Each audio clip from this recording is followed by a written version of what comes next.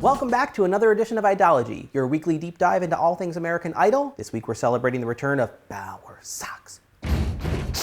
Check her out on iTunes, people. She's there. I'm here with season 6 standout Melinda Doolittle. Melinda, how are you today? I am wonderful. I'm so excited that we've finally seen the girls. I'm a happy camper right now. I'm mildly to moderately concerned about the tone that the show is taking overall. It's like, women, women! We witnessed some of the greatest female performances we've seen in years. On a Wednesday night show where a lot of the talent was somewhat questionable. They didn't back it up with anything on Wednesday night. I was like, come on, people. As the old song goes, you gotta back that thing up, you know.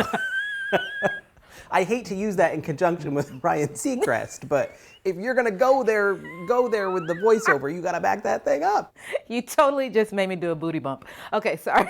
I have this notion of Nigel Lithgow all summer long putting his storyboards together. Pictures of Janelle and Candice posted up because he knew he'd cut them unfairly in previous seasons. He's like, it's a great story of redemption. Yes. I know what you did last summer, Nigel, and I don't want it to turn out to be a horror movie where some really underqualified guy sneaks in because everyone is so sick of being told about women. I hope not. I don't really think so because, like, when he pimps somebody like Candice or Janelle and then they open their mouths to sing, you can't help but notice that they are absolutely amazing. I mean, they don't really mess up. Right. They beast through every single song that they sing. So, I mean, pimp them all you want because I actually want to hear more. So I know Wednesday night was a bit of a hot mess, but let's go positive for a minute and talk about what worked. And I'm gonna attempt like no, that doesn't work. That was like my Blue Steel, Candice Glover, Beyonce at the Super Bowl face. First of all, she talked about two of my favorite fictional characters of all time, Soleil and Mia. I love that line of Blue Cantrell's song. And then she did that full-on crazy ending note, and the other women just stepped aside. It was like, okay, we're gonna let Candice have this moment because what else are you gonna do? And it's really easy to single out Candice because, I mean, she's just so amazing. But those other ladies held their own. I can't believe that I caught my man cheating. They did. I mean, every time they opened their mouths, There goes the time we spent away. I was like, now who are you? That was that long. Hey, yeah. So I went. They brought their purses on stage. All of it for me was just sheer perfection. I loved it. I liked Janelle Arthur's solo. Too blue to fly. I'm so lonesome I could cry. That's one of the all-time great songs. I don't know why that's not done to death on Idol, but it never is. So when she started singing it, I was like, oh my God, yes.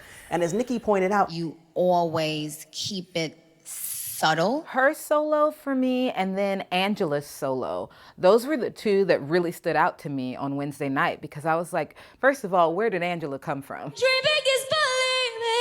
Oh, it's okay not to be okay. the only other good thing on Wednesday to me, and it got kind of short shrift on the show, was Christabel Black. Her version of If I Die Young. Bell. Right? Not even gray and she buried her baby. That rasp in her voice makes it sound like she can't even really go that high, but she goes higher and higher. I mean, she is so amazing, and she completely got overshadowed by the drama in her group and a girl that never even sang one lyric. I'm sorry. I didn't mean to laugh. So speaking of the Christabel group, we do have to talk about Janelle Stinney, only sort of as an entryway into the Wednesday night craziness that was happening at the judges' table. I felt like everybody was going for the gold medal in awful, and yet they were being praised as awesome. Like Janelle Stinney, I don't think she sang a single word. Oh, yeah. And then Nikki loved her. Why? You didn't know anything in the song sometimes, but I loved it. I'm sorry. There's some fascination with people messing up that they just love to show, and I just don't get it. Those girls that had all the lyrics like written down their arms and were staring at their hands, I mean, that kind of stuff for me just, it irks me because there are so many people that work so hard to learn the songs, to learn the lyrics to the songs, and they just give up and write them down. You've used more real estate than anybody at the entire audition today. The only name I remember from that group is Brandy Neely because she was inexplicably cut. We say goodbye to Chicago favorite, Brandy Neely. I didn't get why they sent Brandy home. Brandy's tone was gorgeous. I'm not giving up. No, I'm not giving up. I just didn't get it at all, and it just kind of angered me, so I'm not talking about it anymore. We need to direct the anger, as we often do. I'm not going to say Randy. Oh. I think I'm laying off of him this week. I'm not sure. We'll see. What? We'll see where this journey takes us. It's only because he missed half the show. He was tied up in the studio. Oh. Cut to Nigel Lithgow, like actually binding him to a chair and being like, if you can get out of this, you'll be on this episode. If not, we'll see you at the live shows, Randy. Oh, just couldn't help But we it. did see the group with Saritha Gwynn, who again, she got cut while Tina Torres, who sounded like she was auditioning for an Alvin and the Chipmunks movie. It was, her vocal was baffling to me. You'll be my American flag. Saritha gets cut, and as they showed the judges deliberating, there was just this little shot of Nigel skulking away from the table, going back to like Mount Doom or wherever he's from, and I thought, I try not to get involved in these conspiracy theories.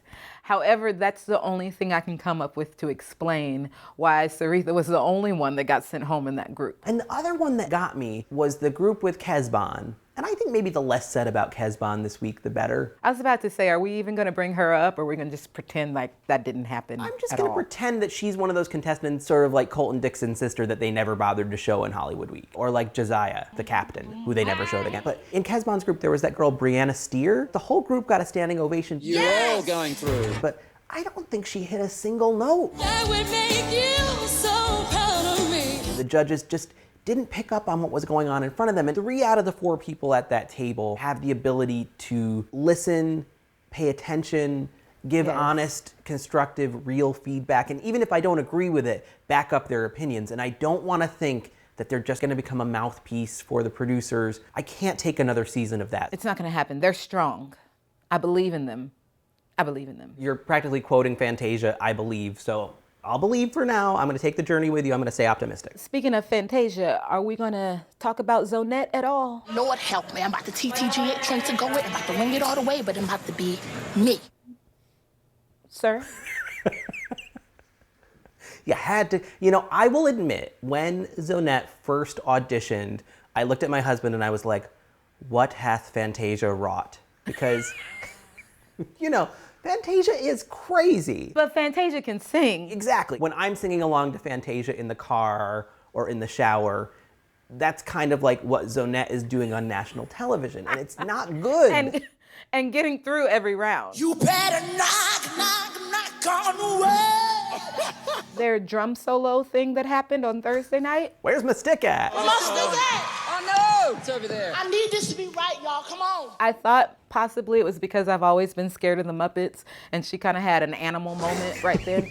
So I wasn't sure if maybe that was my disconnect, but when she would slow the band down. Slow it down, come on, y'all. But then come in at the fastest pace, knowing the man, I was like, I don't even know what's going on, but Academy Award to Ray Chu for keeping a straight face and acting like that was normal. I almost don't want to verbalize this. I can't say that I wasn't moderately intrigued by what was going on in front of me, but I feel like Michael Slezak, bite your tongue. if I'm going to have that kind of viewing experience, I want to feel those feelings like when I'm watching The Bachelor, Oh, okay. Bizarre, baffling behavior that I don't understand. Like, hi, yeah, I'm taking you home to meet my mother while you're dating 4 other women, and next week we're all gonna share a cabana on our intimate one-on-one dates. Like, I know when I'm watching The Bachelor that I'm gonna see people act the fool and make terrible life choices, and that's the show that I signed up for, but I don't wanna see that on Idol. No. Let's talk about some good things. Who did you like in the girls' final solo rounds? Because I thought that showed a lot of potential, some of those women. We're playing with love tonight. It's not about the money, money, money. Melinda was amazing. And it's not just because of her name. We just want to make the world dance. Forget about the price tag. She brought a freshness to it. I loved the way she was dancing, playing with her hair. Cha-ching, ain't about the bling, bling. I know this is not a hair competition, but it certainly doesn't hurt when she can do those kinds of things with her hair. And I'm gonna give second place. Can I give it to 3 people though? Everyone that was pimped. Angela, Candice, and Janelle. They deserve the pimpage that they got. Candice singing This Girl Is on Fire. Oh my gosh. Oh. This girl is on fire. Yeah. Angela doing her own song at the piano, like a really good song, and singing the bejesus out of it.